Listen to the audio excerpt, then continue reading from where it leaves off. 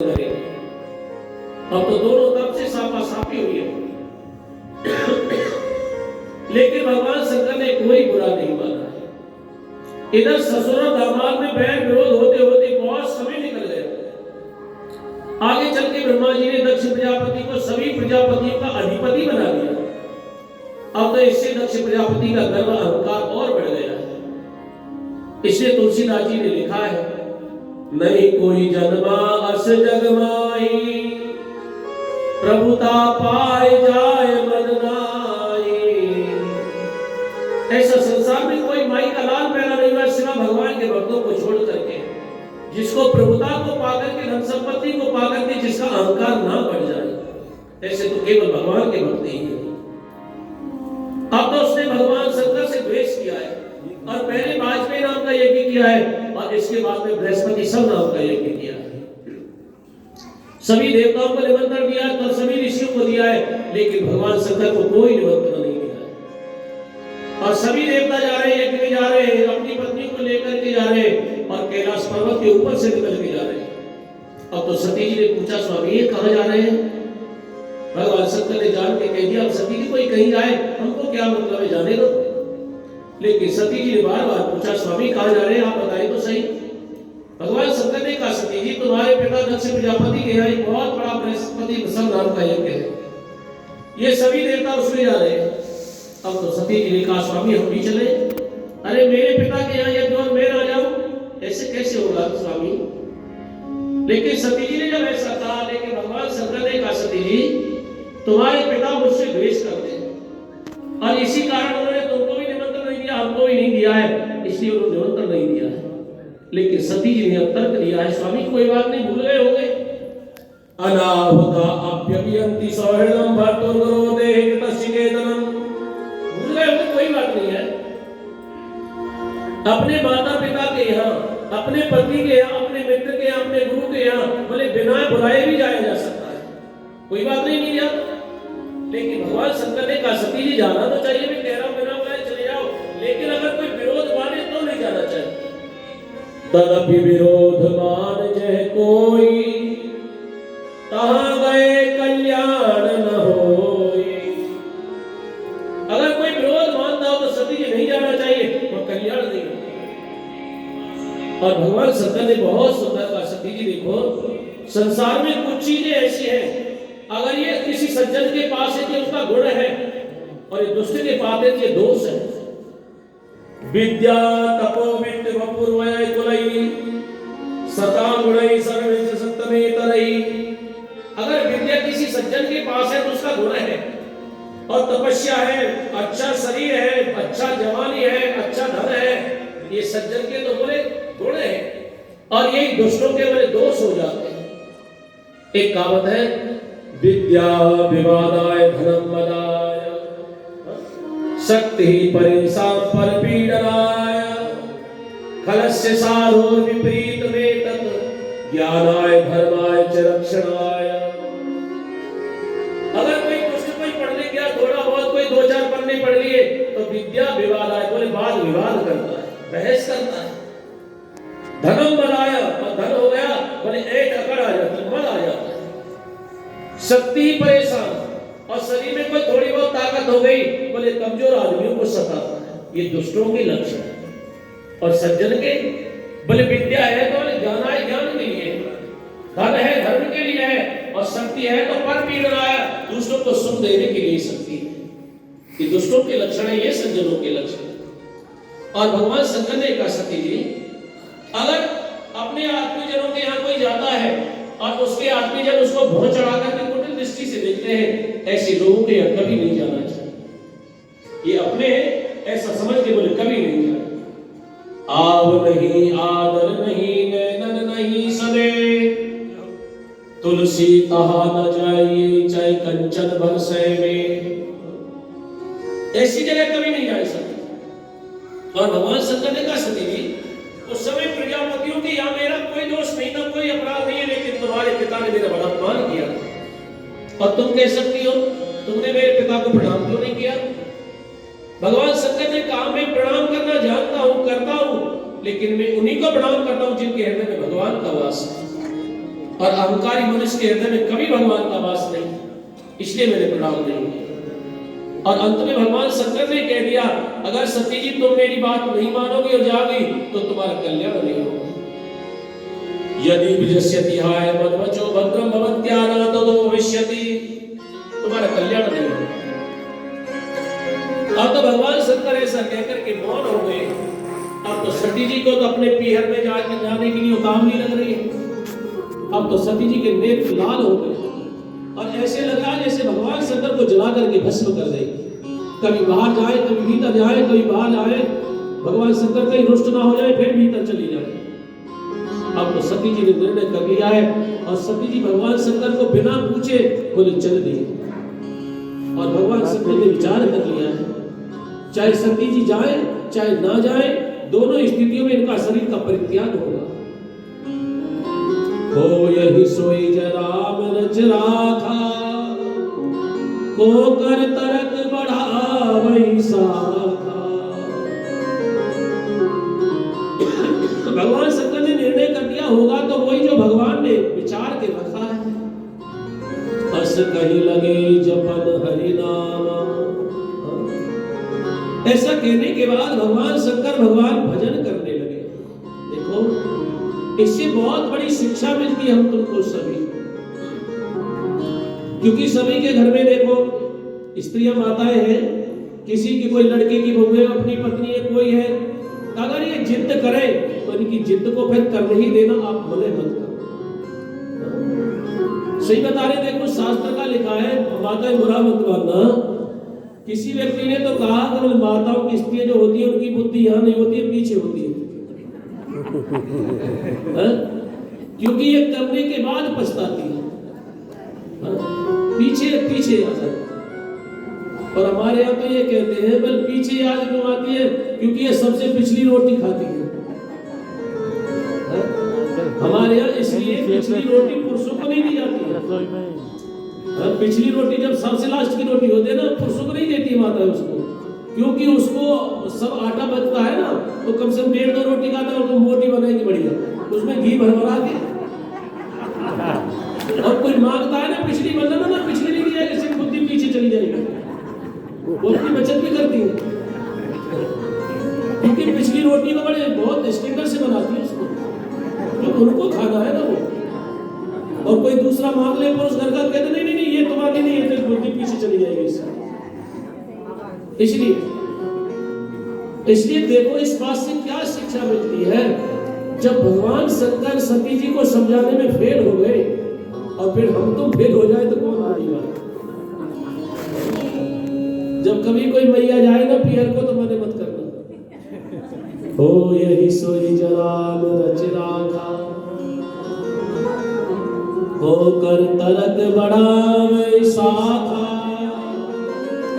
अस गई लगे जपन हरि नाम। ऐसा करने के बाद फिर क्या करना, छाती माता मत कूटना कहीं। अस गई लगे जपन हरि नाम, भगवान का भजन करने बैठे।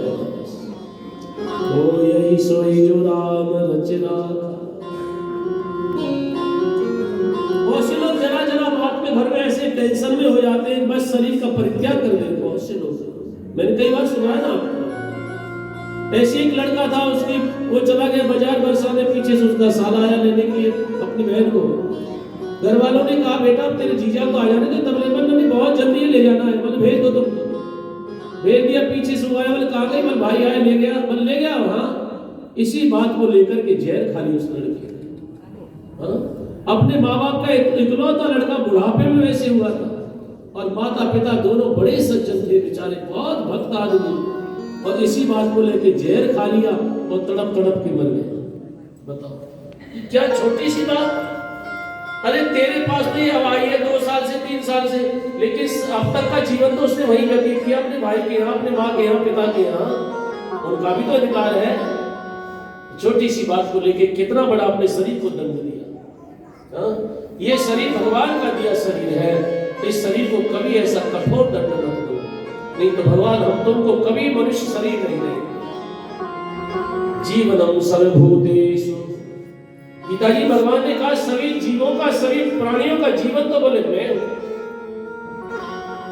अगर तुमने शरीर को ऐसे नष्ट किया, आत्महत्या किया, समझो तुमने साक्षात भगवान से द्वेष किया।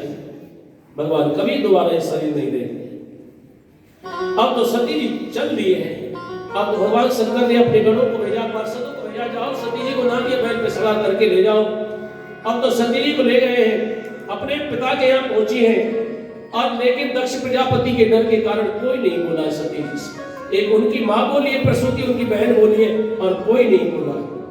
और सती जी ने देखा यज्ञशाला में सभी देवताओं को यज्ञ भाग दिया है, लेकिन भगवान शंकर के लिए कोई यज्ञ भाग नहीं दिया गया है। अब तो सती जी के नेत्र लाल हो गए, ऐसे हो गए लाल जैसे सारे संसार को भी जला करके भस्म कर देंगे। और अपने पिता से कहने लगी, पिताजी आपके साथ संसार में कोई ऐसा नहीं है जो भगवान शंकर से द्वेष करे, केवल आप ऐसे हैं बस। और आप कहते हैं भगवान शंकर शिव नहीं, वो शिव है, आपके सिवा इस बात को कोई नहीं कहता। पिताजी आप मेरे पति के से द्वेष करने वाले हैं। अपने जाप अपने स्वामी की, अपने माता पिता की, अपने गुरु की, अपने इष्ट की कहीं बुराई हो रही, निंदा हो रही हो, अगर सामर्थ हो निंदा करने वाले की जीभ को काट दे, ना तो कान बंद करके चल दे, लेकिन निंदा नहीं सुननी चाहिए। संत शंभु श्रीपति अपवादा, सुनिए जहां दास मर जाला, काटिए तासु जीव जो बसाई, श्रवण मूद न तो चलिए पराई। अगर सामर्थ नहीं है तो कान बंद करके चल दो, लेकिन निंदा नहीं सुननी चाहिए। आपके द्वारा शरीर को मैं रखना नहीं चाहता। आज के बाद मुझको भगवान शंकर जब दाक्षिणी कहकर के बुलाएंगे, मुझको बड़ी लज्जा आएगी। अब तो ऐसा कहकर के सती जी ने यज्ञशाला के उत्तर कोने में बैठ गई है और पीला वस्त्र ओढ़ लिया है, भगवान शंकर के चरणों का ध्यान किया है और अपने शरीर में योगाग्नि प्रकट कर लिया है। अब तो शरीर का, सती जी का शरीर जलकर के राख हो गया है। अब तो सभी लोग दक्ष प्रजापति की निंदा करने लगे, देखो इनकी सती सम्मान पाने योग्य है, लेकिन इसने सम्मान नहीं किया है। इधर नारद जी के द्वारा भगवान शंकर को जब पता लगा है सती जी का देह त्याग हो गया है, अब तो भगवान शंकर को बड़ा क्रोध आया है। अब तो भगवान शंकर ने क्रोध में भर के अपनी एक जगह को खड़ा है, पृथ्वी पर पटक के मारा है। अब तो वीरभद्र पैदा हुए, बहुत विशाल शरीर है। अब तो वीरभद्र ने कहा, भोले बाबा तम किम करोमि निगणन्दिवा वत्वांजलि भगवान भूतनाथ, हे भोलेनाथ आप आज्ञा करें मैं क्या करूं। अब तो भगवान शंकर ने कहा, वीरभद्र जाओ दक्षम से यज्ञ में बटबटाना, दक्ष को उसके यज्ञ को जाकर के नष्ट कर दो। और तो वीरभद्र बहुत बड़ी सेना लेकर के चले। अब तो बिना आंधी तूफान के धूल उड़ रही है, वृक्ष गिर रहे हैं, बहुत भूचाल आ रहा है। अब तो यज्ञशाला में सभी ऋत्विज बैठे, ऋषि मुनि बैठे, उन्होंने कहा ये क्या हो रहा है, अभी तो गायों का आने का समय नहीं हुआ है, धूल कैसे उड़ रही है, वृक्ष कैसे गिर रही, क्या हो रहा है। कोई निर्णय नहीं कर पाया है। वहां सती जी की मां प्रसूति भी बैठी है, उन्होंने कहा है स्यात् स्वस्ति किम कोपयतु विधाता, ये भगवान शंकर के अपमान का ये परिणाम है। भगवान शंकर का अपमान अगर ब्रह्मा भी करेगा उसकी कोई रक्षा नहीं कर पाएगा। अब तो वीरभद्र बहुत बड़ी सेना लेकर के यज्ञशाला में पहुंचे। यज्ञशाला को चारों तरफ से घेर लिया है, यज्ञ कुंडों की अग्नि को बुझा दिया, मलमूत्र कर दिया है और चारों तरफ से ऋषियों को घेर लिया है। उस समय प्रभु जी हाथ में सुरा लेकर के हवन कर रहे थे, वीरभद्र के दाढ़ी नोच लिए हैं और भगदेवता को पृथ्वी पटक दी, उनके आंख फोड़ दिए हैं और प्रभु के दाढ़ी नोच उखाड़ लिए हैं। और इसके बाद में दक्ष प्रजापति की छाती में बैठ गए और उनका सिर धड़ से अलग कर दिया, जला दिया है और नमः शिवाय करके सारी यज्ञशाला में आग लगा दिया है। यज्ञ विध्वंस हुआ है। अब तो सभी देवता घबरा करके ब्रह्मा जी की शरण में गए हैं और ब्रह्मा जी से कहा प्रभु दक्ष नष्ट यज्ञ हो गया है, नष्ट हो गया दक्ष का यज्ञ, वो भी समाप्त हो गए। अब तो ब्रह्मा जी ने पूछा कैसे, बोले भगवान शंकर का अपमान किया है और सती जी का देह त्याग हुआ है। अब तो ब्रह्मा जी ने कहा देवता ये तो बहुत बुरा हुआ है, लेकिन चलो भगवान शंकर सामर्थ्यवान है और चलो उनकी शरण में चले। अब तो ब्रह्मा जी सभी देवताओं को लेकर कैलाश पर्वत पे आए हैं, बड़ी सुंदर शोभा का वर्णन किया है। अब तो आकर के देखा है सभी सप्तर्षि भगवान शंकर की स्तुति कर रहे हैं और ब्रह्मा जी सभी देवताओं को लेकर के उसी लाइन में लग गए हैं। ब्रह्मा जी ने सभी देवताओं के साथ में भगवान शंकर की स्तुति आराधना किया है।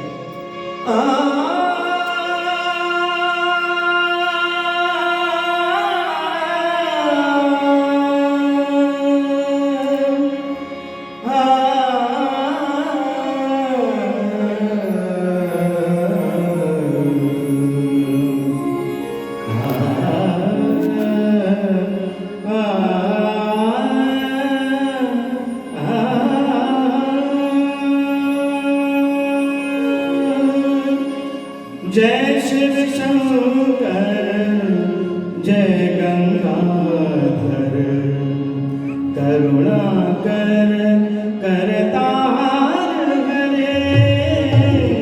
जय शिव शंकर जय गंगाधर करुणा कर करतार हरे।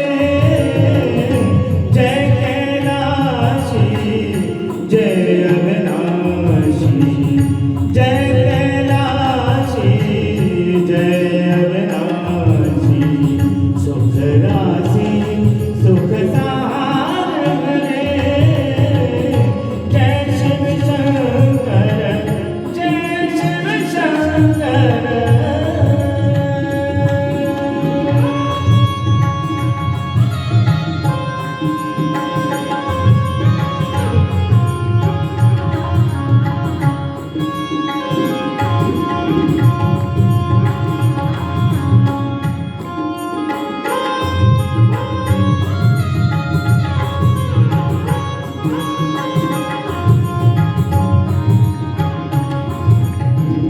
जय शशि शेखर जय डमरूधर जय शशि शेखर जय डमरूधर जय जय प्रेमाकार हरे।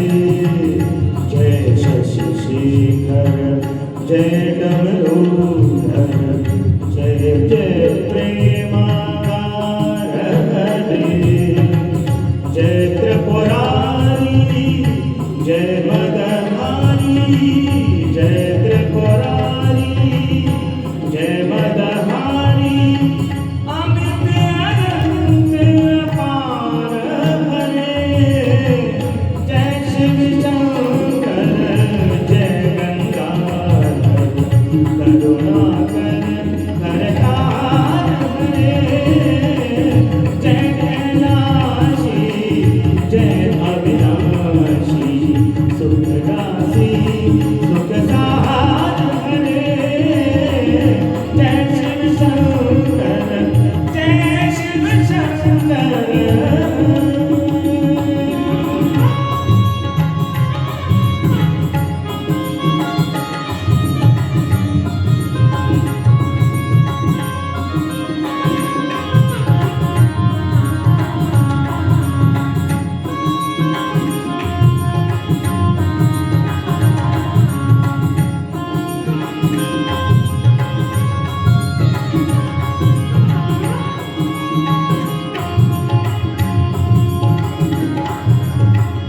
जय कामेश्वर जय नागेश्वर जय कामेश्वर जय नागेश्वर वैद्यनाथ केदार हरे। जय कामेश्वर जय नागेश्वर वैद्यनाथ केदार हरे। काशीपति श्री विश्वनाथ जय काशीपति श्री विश्वनाथ जय मृत्युंजय अविकार हरे। जय शिव शंकर जय गंगाधर करुणा कर करतार हरे। जय कैलाशी जय अविनाशी सुख राशि सुख सार हरे।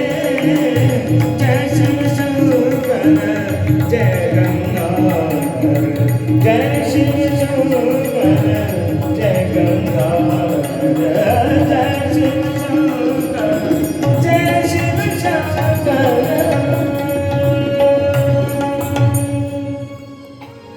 जब सभी देवताओं ने ब्रह्मा जी के साथ में भगवान शंकर की स्तुति किया है, अब तो भगवान शंकर प्रसन्न हो गए और भगवान शंकर ने कहा ब्रह्मा जी वरदान मांगो क्या चाहते हैं। अब तो ब्रह्मा जी ने कहा प्रभु ऐसा करें दक्ष प्रजापति समाप्त हो गए, इनको जीवित कर दो और भगदेवता को नेत्र मिल जाए और पूसा के पहले जैसे दांत हो जाए और भृगु जी की दाढ़ी मूंछ आ जाए और जिन देवताओं के अंग भंग हुए पत्थर की बौछार से वो भी सब स्वस्थ हो जाए आपकी कृपा से। जब ऐसा कहा है अब तो भगवान शंकर ने बहुत सुंदर कहा ब्रह्मा जी,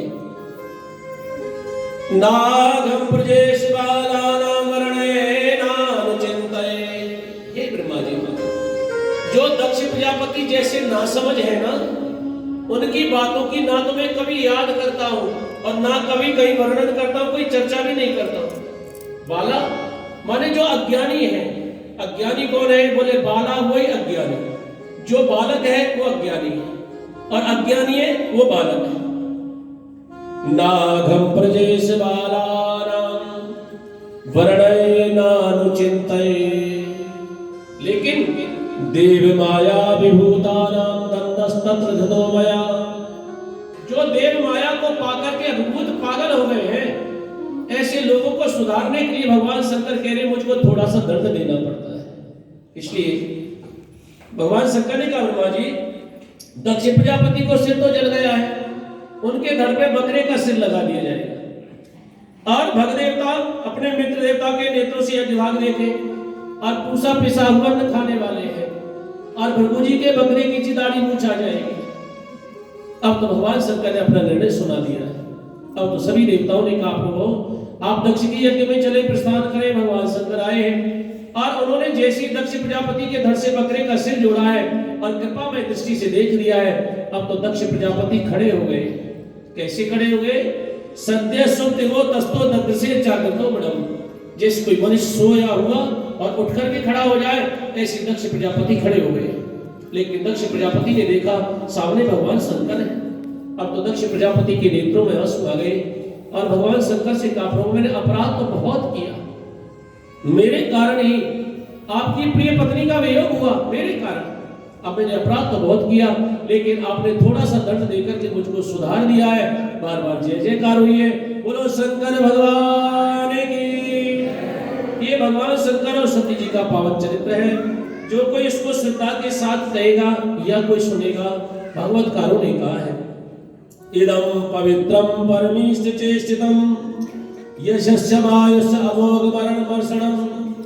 इसको जो कोई श्रद्धा के साथ सुनेगा या कोई कहेगा, उसकी आयु बढ़ेगी, उसके पाप नष्ट हो जाएंगे और भगवान के चरणों में उसकी भक्ति बढ़ेगी। आगे इसी मैत्री जी ने वर्णन किया है कि महाराज उत्तानपाद के दो रानियां हैं।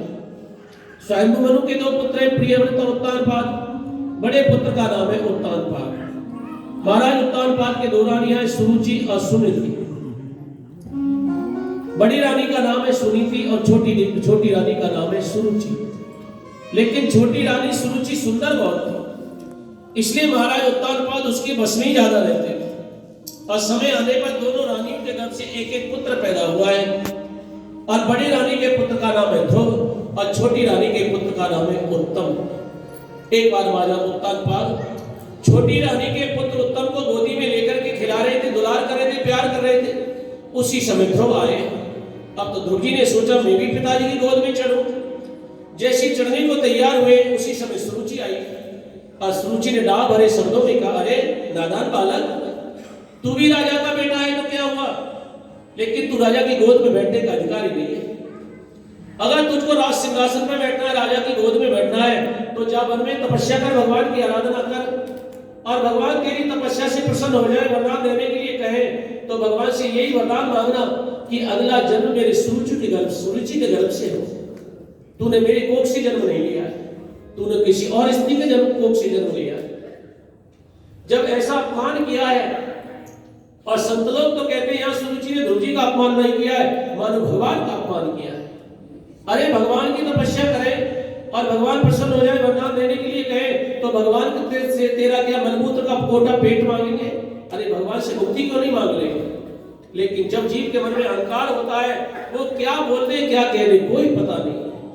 अब तो ध्रुव जी रोते रोते आए, जैसे डंडे की चोट खाकर के सांप फुकार मारता है, ऐसे ध्रुव जी रोते रोते नेत्रों से आंसू बह रहे और अपनी मां सुनीति के पास आए। अब तो सुनीति मां ने पूछा, बेटा क्यों रो रहे, क्या हुआ? अब तो ध्रुव जी ने कहा, मां पिताजी भाई उत्तम को गोदी में खिला रहे थे, मैंने सोचा मैं भी बैठूं सौतेली माँ ने मेरा अपमान किया है और कहा, देख नादान बालक, तूने मेरे पेट से जन्म नहीं लिया, तूने किसी और स्त्री के गर्भ से जन्म लिया है, तू राजा की गोद में बैठने का अधिकारी नहीं। अगर तू राजा की गोद में बैठना चाहता है तो वन में जा, तपस्या कर, भगवान की आराधना कर, और भगवान तेरी तपस्या से प्रसन्न हो जाए, वरदान देने के लिए कहे तो भगवान से यही वरदान मांगना, अगला जन्म मेरे सुरुचि के गर्भ से हो, तभी तू राजा की गोद में बैठेगा। जब ये कहा है तो सुनीति माँ को बहुत बुरा लगा है। अब तो सुनीति माँ ने सोचा, अगर मैं रोऊंगी तो बच्चे को धैर्य कौन बधाएगा। अब तो सुनीति माँ ने कितना सुंदर कहा, बेटा सत्यम सुरुच्या विहतम भवान में यद दुर्भगाया उदरे गृहीता। बेटा तेरी सौतेली माँ ने बात बिल्कुल सत्य कही, इसमें कोई झूठ नहीं। बेटा तूने मेरे घर से जन्म लिया, तूने मेरे दूध पिया है, तेरे महाराज पिता उत्तानपाद को मुझको रानी तो क्या दासी स्वीकार करने में लग जाती है। बेटा बात बिल्कुल सत्य। और सुनीति माँ ने कहा, बेटा देख, अगर तुझको राजगद्दी पे बैठना है तो आराधे अनुक्षरिपाद परमं, भगवान की आराधना कर। अगर तुझको उत्तम सिंहासन पर बैठना है, भगवान की आराधना कर बेटा, वो भगवान ही तुझको उत्तम गोदी में बैठाएगा। देखो कितनी माँ कठोर बनी है।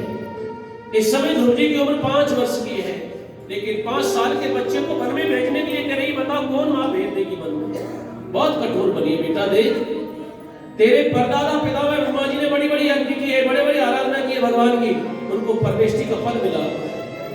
इसी तरह से तेरे दादा ने, मनु जी महाराज ने बड़े बड़े यज्ञ किए, बेटा तू भी उनकी आराधना कर। और सुनीति माँ ने कहा, बेटा देख, तमेव वत्साश्रय भृत्यवत्सलम, भगवान भक्तवत्सल है, बेटा तुम उनकी आश्रय ले, उनकी शरण में जा। अब तो सुनीति माँ ने कहा, बेटा नान्यं तदा पद्म पलाश लोचनात् दुःखच्छिदस्ते मृगयामि कंचन। बेटा उन कमल लोचन भगवान के सिवा तेरे दुख को दूर करने वाला मुझको कोई नहीं दिखाई देता है। बेटा जा तू उनकी शरण में जा, भगवान की आराधना कर। अब तो ध्रुव जी ने, जब माँ ने कहा है, अब तो ध्रुव जी ने निश्चय कर लिया, अब तो चलते बने। अब तो माँ ने पूछा, बेटा कहाँ जा रहे हो। अब तो ध्रुव जी ने कहा, माँ भगवान की आराधना करने के लिए वन में जा रहा हूं। लेकिन सुनीति माँ ने कहा, बेटा देख, भगवान अगर तेरी आराधना से भगवान प्रसन्न हो जाए, वरदान देने के लिए कहे, तो तू अपनी सौतेली माँ का बुरा मत सोचा।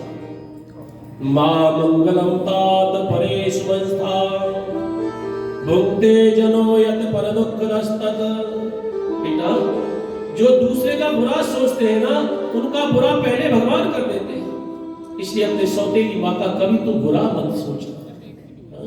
कितनी बढ़िया शिक्षा माँ दे रही है। अगर आजकल के माता पिता होते तो कैसी शिक्षा देते। बेटा अगर तेरा अपमान किया, तूने उसको किए क्यों नहीं कहा, उसके सिर पर ईंट क्यों नहीं मारी। लेकिन ये तो ध्रुव की माँ है। इसको कहते हैं दैवी गुण। मैंने कल बताया था, एक होता है आसुरी गुण, एक होता है दैवी गुण, दैवी संपत्ति। भगवान दैवी गुण से प्रसन्न होते हैं, भगवान कभी आसुरी गुण से प्रसन्न नहीं होते। जब कौशल्या मां को पता लगा कि मेरे बेटा को केकई ने वन में जाने के लिए कहा है, आजकल की मां होती तो क्या कहती, अरे अपने बेटे को भेज दे, मेरे बेटे को भेजने वाली वो कौन होती है। लेकिन कौशल्या मां ने कहा, बेटा राम देख, जो विद्यमात कहो बन जाना, तो कानन सत अभद समाना। अगर तेरी मां ने कहा है तो मेरा भी आशीर्वाद है, वही बन तुझको सैकड़ों अयोध्याओं के बराबर सुख देगा। बेटा तू जरूर जा, ये दैवी गुण है। अब तो उनकी माता ने जब ऐसा कहा है, ध्रुव जी ने अपने मन को समाहित किया है और ध्रुव जी अपने पिता के नगर से चल दिए। ये नहीं सोचा कहाँ खाऊंगा, क्या रहूंगा, क्या पीऊंगा, कोई हिंसक जानवर खा जाएगा, लेकिन नहीं सोचा। इसलिए ध्रुव जी चल दिए, छोटे से बालक है, नहीं सोचा। एक लम्हा सा कुमार जंगलों में चल दिया, एक लम्हा सा कुमार जंगलों में चल दिया एक नन्हा दूध मुहा निकला भवन से दूध मुहा निकला भवन से वो अकेला चल दिया एक नन्हा सा कुमार जंगलों में चल दिया एक नन्हा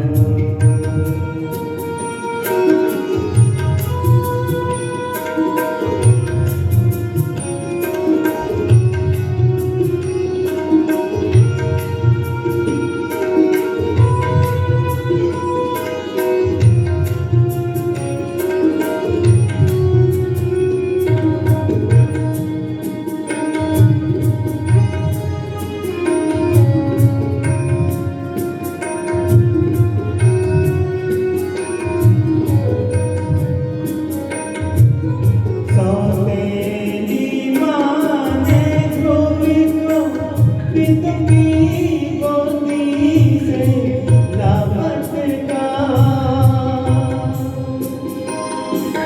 सौतेली माँ ने ध्रुवी को पिता की गोदी से लापटका रोता गिरा गिरा माँ गोद रोता रहा गिरा गोद में ऐसा लगा बड़ा झटका जगत पिता की शरण मेरा सुन अकेला चल दिया एक नन्हा सा कुमार जंगलों में चल दिया एक नन्हा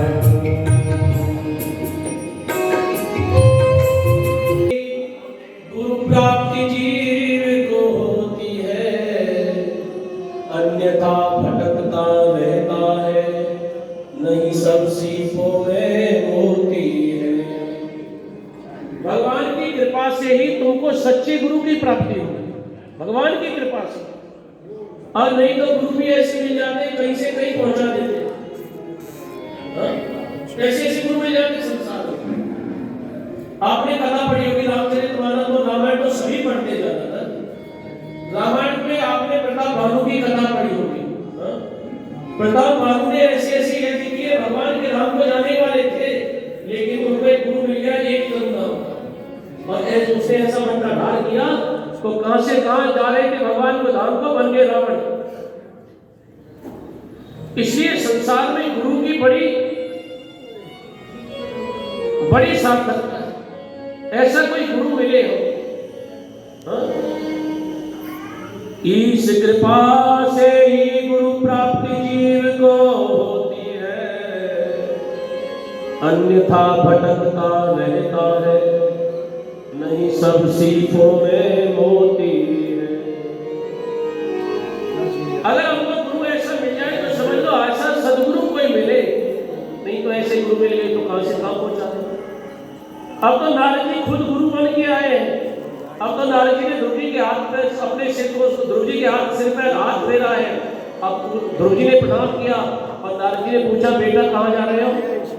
अब तो ध्रुव जी ने कहा बाबा भगवान की आराधना करने जा रहा हूँ। अरे अभी से क्यों, अभी तो तू छोटा बालक खेल कूद में मस्त रहता, बड़ा हो गया शादी कर ले, बालक बच्चे हो जाए, बुढ़ापा आए तब भजन करना।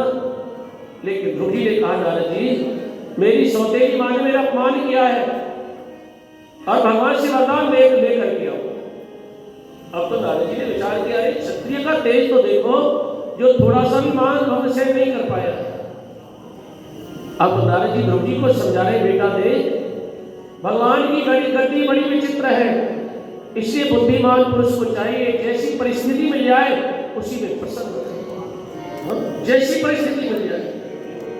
तेरे कांटों से भी प्यार तेरे फूलों से भी प्यार, जो भी देना चाहे दे दे रे